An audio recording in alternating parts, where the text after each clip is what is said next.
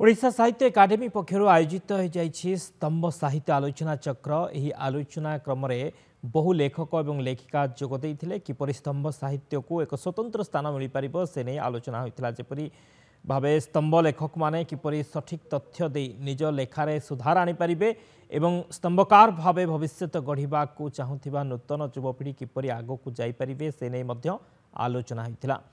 यह कार्यक्रम में स्तंभ साहित्यिका स्तुतिकीर्ति त्रिपाठी एक पुस्तक किति कथा उन्मोचित होता।